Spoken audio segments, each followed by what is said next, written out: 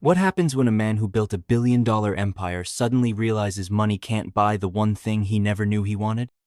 This millionaire CEO spent years declaring he didn't need love, didn't need a family, didn't need anyone. But when he saw his ex-girlfriend pushing a stroller with twins inside, his entire world crumbled in an instant. The question isn't whether he regrets his choices. It's whether it's already too late to fix them. Before we begin the story, comment below where you're watching from. Enjoy the story. Please subscribe to my channel for more sweet videos like this. Let the story continue. Marcus Stone stood frozen in the middle of Central Park, his expensive suit wrinkled from the morning rush, his briefcase hanging loose in his hand. The words he had spoken just 3 years ago echoed in his mind like a broken record. "I don't need a family, Sarah. I have everything I want." But now, watching his ex-wife Sarah push a double stroller with 2 beautiful children inside, Marcus felt his entire world crumble. The twins couldn't be more than 2 years old, with Sarah's bright green eyes and his own dark hair. "Daddy, look at the ducks!" one of the children squealed, pointing at the pond. Marcus's heart stopped. The little boy had called another man Daddy, a tall, kind-looking man who was now lifting the child to see the ducks better. Sarah laughed, that same beautiful laugh Marcus remembered, as she picked up the other twin, a little girl who looked exactly like her brother. The businessman who had built $1 million empire, who had never been afraid of anything, suddenly felt tears burning his eyes. These children, they looked so much like him. But they were calling someone else Daddy. Sarah turned around, and their eyes met across the park. Her face went pale, and she quickly looked away, whispering something to the man beside her. Marcus wanted to run to her, to demand answers, but his feet felt like they were stuck in concrete. Then Sarah did something that made Marcus's blood run cold. She picked up both children and started walking away, fast. The man with her looked back at Marcus with confusion, then protectively put his arm around Sarah's shoulders. "Wait!" Marcus finally found his voice and started running after them. "Sarah, wait!" But they were already getting into a car. As the vehicle drove away, Marcus caught a glimpse of the license plate and memorized it instantly. His hands were shaking as he pulled out his phone. "Get me a private investigator," he told his assistant. Now. As he stood there alone in the park, Marcus realized that the biggest business deal of his life had just become finding out the truth about those children. Because if they were his, everything he thought he knew about his life was about to change forever. Marcus Stone was known throughout New York as the man who had everything. At 32, he owned 3 companies, lived in a penthouse overlooking the city, and drove cars that cost more than most people's houses. Business magazines called him the Golden Boy of Wall Street, and every week there was a new article about his success. But there was one thing Marcus was absolutely sure he didn't need: a family. "You're crazy if you think I'm going to give up my life for crying babies and dirty diapers," he told his best friend Jake over lunch at the most expensive restaurant in Manhattan. "I've worked too hard to get where I am." Jake shook his head. "But what about Sarah? You've been together for 3 years. She loves you, man." Marcus cut into his steak with more force than necessary.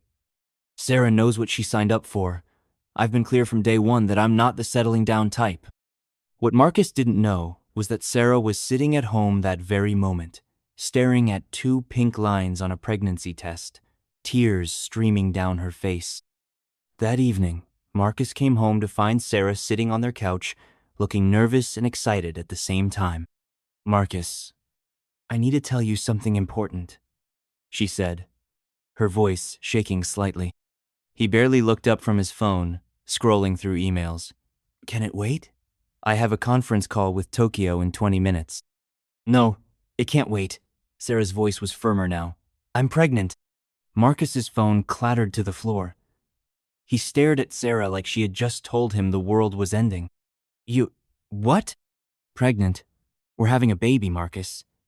Sarah's eyes were bright with hope. "I know this wasn't planned, but maybe it's exactly what we need. Maybe..." "No." Marcus stood up so fast he knocked over his glass of wine. "No, Sarah. This is not what we need. This is the last thing we need." Sarah's face fell. But Marcus, this is our child, our baby. I told you from the beginning that I don't want kids. Marcus ran his hands through his hair, pacing around the room like a caged animal. My company is about to go public. I'm launching 2 new projects next month. I don't have time for a baby. You don't have time? Sarah stood up too, her voice getting louder. This isn't just about you anymore, Marcus. This is about us, about our family. There is no us if you're going to force this on me, Marcus said coldly. I built everything I have from nothing, Sarah. I'm not going to throw it all away to play house. The words hung in the air like poison. Sarah's eyes filled with tears, but she didn't cry. Instead, she looked at Marcus with a mixture of sadness and disappointment that cut him deeper than any scream could have. I thought I knew you, she whispered. I thought the man I fell in love with had a heart. My heart is with my business, Marcus replied, his voice as cold as ice. That's where it's always been. Sarah walked to the bedroom and started packing her bags. Marcus watched her, his chest tight with an emotion he couldn't name. Part of him wanted to stop her, to take back his words, but his pride was stronger. Where will you go? He asked. That's not your problem anymore, Sarah said without turning around. You made it very clear that you don't want a family, so now you don't have to worry about it. When she reached the door, Sarah turned back one last time. You know what the saddest part is, Marcus? You're going to miss out on the most beautiful thing in the world, and you don't even know it. The door closed behind her with a soft click, and Marcus was alone in his perfect penthouse, surrounded by all his expensive things. He told himself he felt relieved. He told himself he had made the right choice. But as the weeks passed, the penthouse felt more and more empty. Marcus threw himself into work harder than ever, staying at the office until midnight, making deal after deal. His companies grew bigger and more successful, but something was missing. He tried dating other women, but none of them could make him forget Sarah's laugh or the way she used to curl up next to him while he worked on his laptop. He hired private investigators to find out where she had gone, but Sarah had disappeared completely. She doesn't want to be found, the investigator told him after months of searching. She's covered her tracks very well. Marcus told himself he was fine with that. He had his work, his money, his success. He had convinced himself that he really didn't need a family. 6 months after Sarah left, Marcus was featured on the cover of Fortune magazine. The headline read, "The Man Who Has Everything." In the interview, he was asked about his personal life. I don't need a family, he said confidently. I have everything I want right here in my business. Some people are meant to be fathers and husbands. I'm meant to be successful. Those words would come back to haunt him in ways he never imagined. For the next 3 years, Marcus continued to build his empire. He opened offices in 5 different countries, bought a mansion in the Hamptons, and accumulated more wealth than he could spend in 10 lifetimes. Every year, he was richer and more successful than the year before. But every year he also became lonelier, though he would never admit it to anyone, not even himself. He started having dreams about Sarah. In his dreams, she was always holding a baby, and the baby was always crying. Marcus would try to reach them, but no matter how fast he ran, they would always be just out of reach. He would wake up in his empty penthouse, sweating and confused. It's just stress, he would tell himself. Too much work. But deep down, Marcus knew it was something else. Deep down, he knew he had made the biggest mistake of his life. Then came that morning in Central Park, when everything changed. As Marcus stood in his office later that day, still shaking from what he had seen, his assistant knocked on the door. Mr. Stone, the private investigator is here. Marcus took a deep breath. It was time to find out the truth about those children. It was time to find out if the twins he had seen were his. And if they were, Marcus didn't know what he would do. But he knew one thing for certain. His life would never be the same again. Send him in, Marcus said, his voice barely above a whisper. The investigator walked in with a thick folder in his hands. Mr. Stone, you're not going to believe what I found. Marcus's heart pounded as he reached for the folder. Inside were photographs, documents, and birth certificates. His hands trembled as he opened it. The first thing he saw was a photo of Sarah in a hospital bed, holding two tiny babies. The timestamp on the photo showed it was taken exactly 2 years and 4 months ago. Marcus did the math quickly in his head. The timing was perfect. These children had been born exactly 9 months after Sarah left him. But that wasn't the most shocking part. The most shocking part was the birth certificates. Under father's name, both certificates were blank. Marcus looked up at the investigator, his voice cracking. "They're mine, aren't they?" "The evidence strongly suggests it, Mr. Stone. But there's something else you need to know." Marcus's stomach dropped. "What?" "Sarah is engaged. She's getting married next month to the man you saw in the park. His name is David Chen, and he's a pediatric doctor.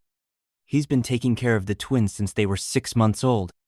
The folder slipped from Marcus's hands, papers scattering across his expensive carpet. He had children. He had twins. And he had been living his life for over 2 years without even knowing they existed.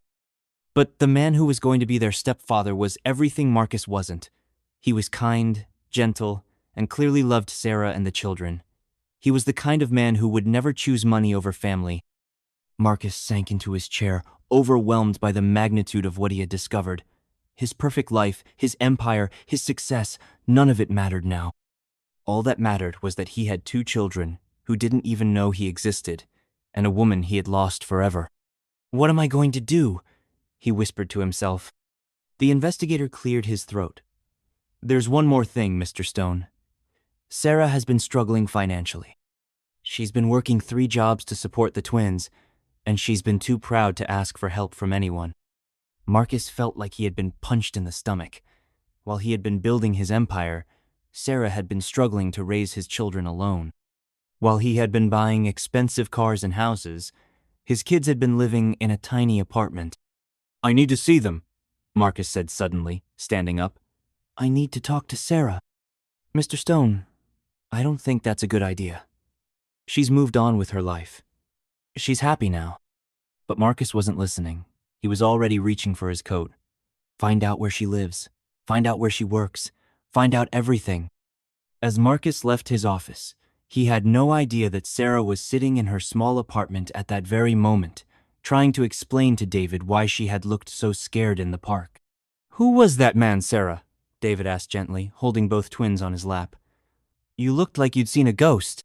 Sarah looked at the man who had been nothing but kind to her and her children, the man who had proposed to her just a week ago, and she knew she had to tell him the truth. "That was Marcus," she said quietly.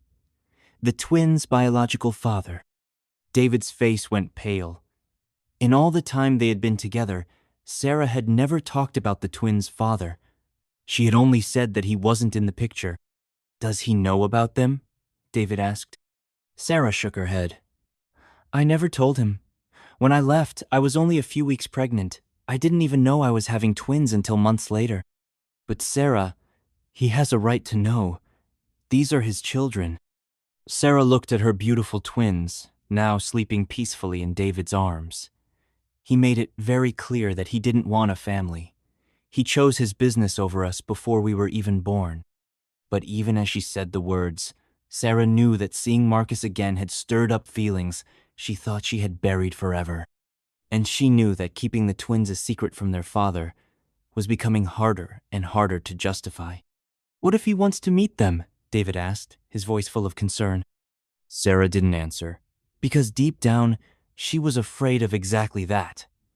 She was afraid that Marcus might want to be a father now. And she was even more afraid of what that might mean for the new life she had built with David. As the twins slept in David's arms, Sarah had no idea that Marcus was at that very moment planning to turn their whole world upside down. The war for his children was about to begin. The next morning, Marcus stood outside Sarah's apartment building at 6 a.m., his hands shaking as he held a cup of coffee that had long gone cold. He had been there for 2 hours, watching the windows, trying to build up the courage to knock on her door. He had spent the entire night thinking about what he would say. How do you apologize for 3 years of not knowing your children exist? How do you explain that you've become a different person? How do you ask for forgiveness when you don't deserve it? At 7:30, The front door opened, and Sarah stepped out with the twins in their stroller. She was wearing a simple blue dress and looked tired but beautiful. The children were chattering excitedly about something, their little voices carrying in the morning air. "Mama, when is Daddy David coming home?" the little girl asked. "Tonight, sweetie. He's at the hospital helping other children feel better," Sarah replied, her voice soft and loving. Marcus felt his heart break all over again. His daughter was calling another man daddy, and it was his own fault. Sarah looked up and saw Marcus standing there. She stopped walking immediately, her face going pale. "Marcus, what are you doing here?" The twins looked up at the tall man in the expensive suit. The little boy tilted his head curiously. "Mama, who is that man?" Sarah's eyes filled with tears. She looked at Marcus, then at her children, then back at Marcus again. "Kids, why don't you play with your toys for a minute while Mama talks to this friend?"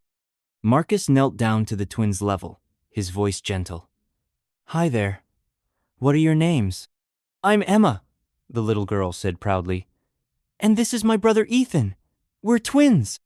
"Emma and Ethan," Marcus repeated, his voice cracking. "Those are beautiful names." Emma had Sarah's bright green eyes, but Marcus's dark hair and dimpled chin. Ethan looked even more like Marcus, with the same serious expression Marcus made when he was thinking hard. "You look sad, mister," Emma said with the innocent honesty of a 2-year-old. "Do you need a hug?" Before Marcus could answer, Emma wrapped her tiny arms around his neck. Marcus closed his eyes and held his daughter for the first time, tears streaming down his face. "Emma, come here," Sarah said quickly, her voice shaking. Marcus stood up slowly, never taking his eyes off the children. "They're mine, aren't they?" Sarah looked around nervously. Other people were starting to come out of the building, heading to work. "Marcus, not here. Not in front of them." "Then where?" "When?" "Sarah, I need to know the truth." "The truth?" Sarah's voice got louder, and Ethan started to look scared. "The truth is that you made your choice 3 years ago. The truth is that you said you didn't need a family." "I was wrong," Marcus said desperately. "I was so wrong, Sarah. I've been miserable every day since you left." "Mama, why are you crying?" Ethan asked, reaching up to touch Sarah's face. Sarah knelt down and hugged both twins tightly. "It's okay, babies. Mama's just tired." She stood up and looked at Marcus with a mixture of anger and pain. "You want to know the truth? Fine. Yes, they're yours. But you gave up the right to be their father when you chose money over family." "I want to be in their lives now," Marcus said. "I want to help take care of them." "It's too late for that," Sarah replied. "David has been their father figure for almost 2 years. They love him. They're happy. I'm not going to let you destroy that." "I'm not trying to destroy anything. I just want to be part of their lives." Sarah shook her head. "You can't just show up after 3 years and expect to play daddy. It doesn't work that way." A black car pulled up to the curb, and a tall, kind-looking man got out. It was David, still wearing his doctor's coat from the night shift at the hospital. "Daddy David!" Emma and Ethan screamed with joy, running to him. David scooped them both up, spinning them around as they giggled. "Did you miss me?" he asked, covering their faces with kisses. "We missed you so much," Ethan said. "We saw ducks yesterday, and Emma fed them crackers." David looked over at Sarah and Marcus, immediately sensing the tension. "Is everything okay?" Sarah looked at Marcus, then at David, then at her children, who were so happy in David's arms. "David, this is Marcus, the twins' biological father." David's smile faded, but he kept holding the children protectively. "I see." Marcus stepped forward. "I know this is complicated, but these are my children. I have rights." "Rights?" David's voice was calm but firm. "You want to talk about rights? Where were your rights when Sarah was throwing up every morning for 9 months? Where were your rights when she was in labor for 14 hours by herself? Where were your rights when Emma had pneumonia at 6 months old and Sarah couldn't afford the medicine?" Marcus felt like he had been slapped. "I didn't know." "Because you didn't want to know," David continued. Sarah told me what you said when she tried to tell you about the pregnancy. You chose your business over your family. These children don't know you exist. That's not true, Emma piped up from David's arms. We know his name is Marcus, and he looks sad. David looked down at Emma with surprise. You do? Mama has pictures, Ethan added matter-of-factly. She looks at them sometimes when she thinks we're sleeping. Sarah's face turned red. Kids, why don't you go play on the swings while the grown-ups talk? There was a small playground in front of the apartment building. David set the twins down, and they ran to the swings, chattering happily. You kept pictures of me? Marcus asked quietly. Sarah wiped her eyes. They deserve to know what their father looks like, even if he doesn't want them. I do want them, Marcus said. I want them more than anything in the world. You want them now, David said. But what happens when your business needs you? What happens when you get tired of changing diapers and staying up all night with sick children? What happens when they're not cute and fun anymore? Marcus looked at David, this man who had stepped up to be a father to his children when he couldn't. He realized that David wasn't just protecting Sarah. He was protecting Emma and Ethan too. I know I messed up, Marcus said. I know I was selfish and stupid, but I've changed. Seeing them yesterday, it changed everything for me. People don't change overnight, Sarah said. And I won't let you hurt them the way you hurt me. Then let me prove it, Marcus said desperately. Give me a chance to show you that I can be the father they deserve. How? David asked. How do we know you won't just disappear again when things get hard? Marcus thought for a moment, then pulled out his phone. He made a call that would shock everyone. Jennifer, it's Marcus. I need you to cancel all my meetings for the next month. Actually, cancel everything for the next 3 months. And schedule a board meeting for tomorrow morning. I'm stepping down as CEO. Sarah and David stared at him in disbelief. Marcus, what are you doing? Sarah whispered. I'm choosing my family over my business, Marcus said, hanging up the phone. I'm doing what I should have done 3 years ago. You can't just quit your job and expect that to fix everything, David said. I'm not quitting. I'm delegating. My companies will run fine without me for a while. But my children, they won't get these years back. I've already missed too much. Sarah sat down on a nearby bench, overwhelmed. This is too much, Marcus. Too much has happened. David and I are getting married next month. We have a life together. I'm not asking you to leave David, Marcus said, sitting beside her. I can see that he loves you and the children. I can see that you're happy. I'm just asking for a chance to be part of their lives. David watched Marcus carefully. What exactly are you asking for? Visitation rights. A chance to get to know Emma and Ethan. A chance to be their father, even if I can't be Sarah's husband. And what about money? Sarah asked. You're a millionaire, Marcus. You could take us to court and win custody just because you have better lawyers. Marcus shook his head. I don't want custody. I want a relationship. And yes, I want to help financially, but not to buy my way into their lives. Because it's my responsibility as their father. Emma ran over from the playground, her face flushed with excitement. Marcus, come push me on the swing. Marcus looked at Sarah and David for permission. Sarah hesitated, then nodded slowly. As Marcus pushed Emma on the swing, listening to her giggle with pure joy, he realized that this was worth more than all the money he had ever made. This was what he had been missing. This was what really mattered. Ethan came over too, shyly asking Marcus to push him on the other swing. Soon, both children were laughing and calling for Marcus to push them higher. He's good with them, David said quietly to Sarah. Sarah watched Marcus with their children, and for the first time in 3 years, she saw a glimpse of the man she had fallen in love with. Not the cold businessman, but the man who used to make her laugh, the man who used to hold her when she was scared. I'm still angry with him, she said. You have every right to be, David replied, but maybe anger isn't what Emma and Ethan need right now. Sarah looked at David, the man who had been nothing but good to her and her children. What are you saying? I'm saying that I love you, and I love Emma and Ethan. But they deserve to know their biological father if he's willing to be a real father to them. What about us? What about our wedding? David took her hand. Sarah, I want to marry you. I want to be a family with you and the twins. But I also want what's best for them. If Marcus has really changed, if he really wants to be a father, then we need to find a way to make this work. Sarah started crying again, but this time, they weren't tears of anger or fear. They were tears of gratitude for having such a good man in her life. You're too good to me, she whispered. You deserve good things, David replied, kissing her forehead. Marcus came back from the playground, with both children hanging on his arms. Mama, Marcus knows how to make paper airplanes, Emma shouted. And he promised to teach us how to ride bikes, Ethan added. Marcus set the children down and looked at Sarah and David. I meant what I said. I want to be part of their lives, but I don't want to destroy what you've built together. You're getting married next month, and I think that's wonderful. They need stability, and David has given them that. Sarah wiped her tears.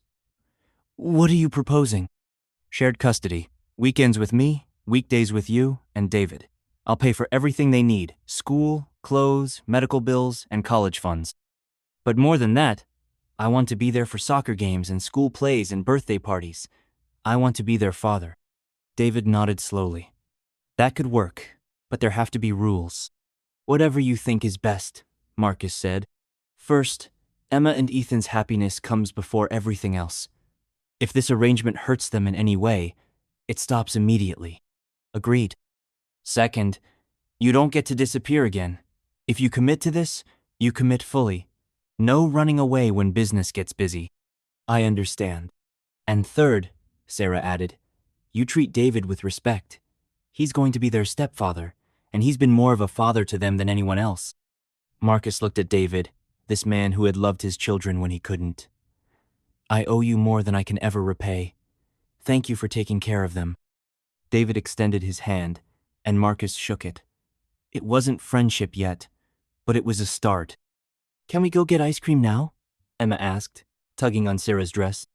Everyone laughed, and for the first time, it felt like maybe, just maybe, this impossible situation might work out. As they walked to the ice cream shop together, Marcus, Sarah, David, Emma, and Ethan, Marcus realized that he had been wrong about everything. He didn't need to choose between success and family. He needed both, but family had to come first. 6 months later, Marcus stood in the same park where he had first seen his children. But this time, he was pushing Emma on the swing, while Ethan played in the sandbox nearby. Sarah and David were sitting on a bench together, planning their upcoming wedding. Hiya, Daddy Marcus! Emma called out, and Marcus's heart soared.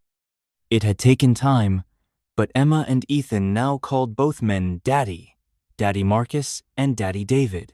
It was confusing sometimes, but it worked for their little family. Marcus had kept his promise. He had stepped back from his businesses to focus on his children. He never missed a weekend, never canceled a visit, never put work before family again. And slowly, he had built real relationships with Emma and Ethan. Marcus, Sarah called out, can you watch them for a minute? David and I want to talk about the wedding flowers. Of course, Marcus replied, lifting Emma off the swing and calling Ethan over. As Sarah and David walked away, Marcus sat on the grass with his children. Emma climbed into his lap while Ethan showed him a cool rock he had found. Daddy Marcus? Emma asked. Are you happy now? Marcus looked at his beautiful daughter, then at his son, who was so much like him, then at Sarah and David, who were planning their life together. Yes, sweetheart, he said, hugging them both close. I'm the happiest man in the world. And for the first time in his life, Marcus Stone truly meant it. He had learned the most important lesson of all. Success without family was just emptiness with expensive furniture. But a family without love was just biology. Now he had both, a successful business and a loving family.